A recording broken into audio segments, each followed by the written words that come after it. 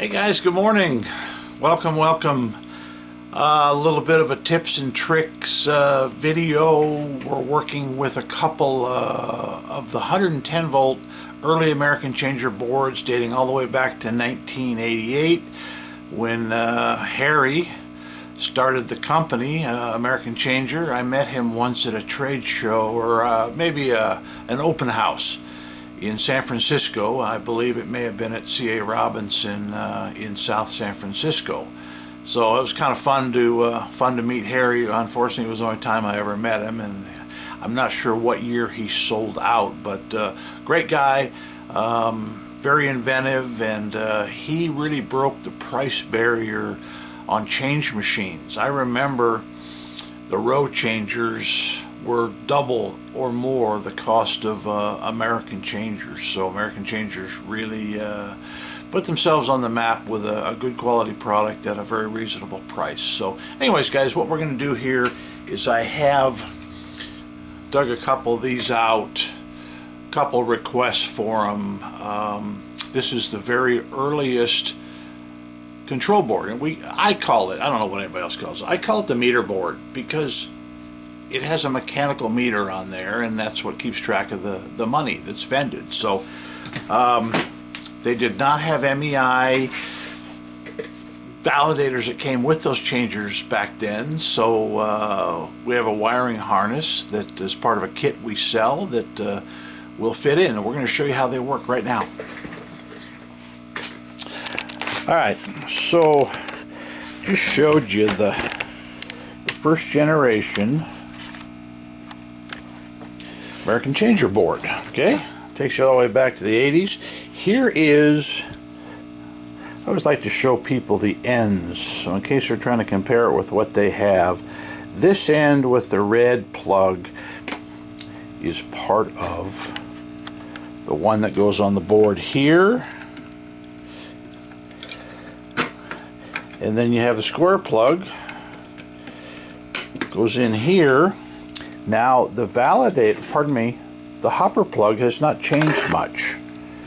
Matter of fact, other than until they went to the MDB system or the 24 volt system, it really didn't change at all. So what I'm going to do here, I'm going to turn this around. I'm going to plug in my 12-pin hopper plug. Get a little more centered here. And my power is all the way across the bench here. So let's do our best to plug it in. You always want to plug these boards in any board with power off. They have a rocker switch on these, which is pretty convenient. They last quite a while. So, alright guys, I'm going to back off here before we turn it on. Well, we're going to show you the LED. Let's turn it on now. And we have our green light starting here. We'll go through a process, which we will, well, we're going to go through a process, but we always do this, we have too many things running. We have to hook up our validator. So as you can see, it has the 9-pin 110 volt as opposed to an MDB, which would be a 6-pin. Alright, now we should come up. We should get some green arrows here, which we do, as you can see, between both sides of my thumb. Alright, so we have it set on dollars, so it's only going to give one coin, which is okay. We do that so we're not catching so many coins and tokens. Okay, let's put a $5 bill in here. This is a 2411. So it takes 1s and 5s. Some of the earlier changers,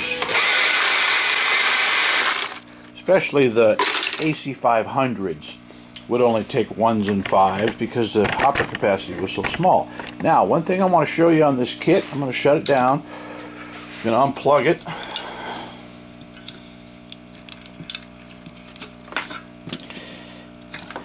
This same wiring harness kit fits an AC500 board, which is a lot different. It's about, half this size, maybe 40% that size. And once again, I'll show you the ends. The two here by my finger, that's for your sold out light. Of course, the square one is for 110 volt validator hookup, and then these two go to the board. Now, same hookups on an AC500 board. Unfortunately, I don't have one in front of me to show you, but I want to show you our second kit, which is the second generation 110 volt board. These came in a mono, which means one validator, one set of hoppers. So this would have been predominantly in maybe an AC1001, a rear load 1005. This is your validator plug. We need to get that plug down to 110 volt MEI. So once again, we have a custom wire here, here, and let me get this closer to my AC plug. Once again, it's off by the rocker switch. We want to hook up our hopper, and away we go.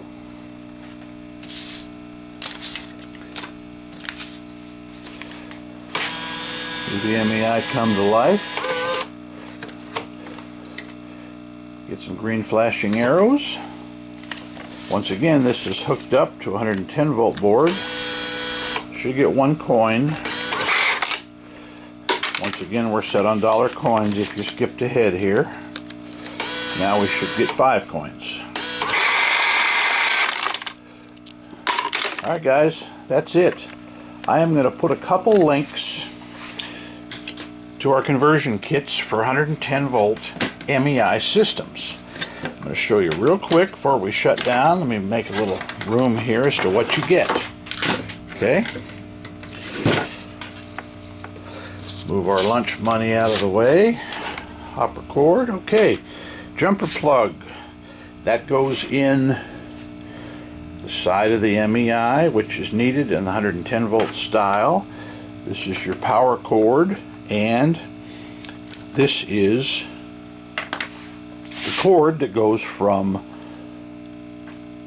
the second generation mono board to MEI. So 3-piece kit. I'm going to put this in the description, and once again, that is for the mono or the dual board, the 1061 board, which would be the second generation board. Now, the next item is the early American Changer, either AC500 or the first generation board, which I have pictured here. Once again, we call it the meter board. So this kit, and this also requires a power cord that goes in the side of your MEI. So there you go. You buy just that harness. You can buy it with the 110 volt power cord, and that will put an MEI, guys, in a AC500 and any of the other American Changers that use this style board, whether it be a single or a dual. This one here being a single. So guys, we appreciate you watching. We try and answer all the comments down below. We hope we have been complete in this video and given you a lot of information on what's needed. And obviously we have a full line of any MEI validator that you would need for your certain application. Just holler. We will be more than happy to answer your question. For now, Doug at Doug's World Tour. Out.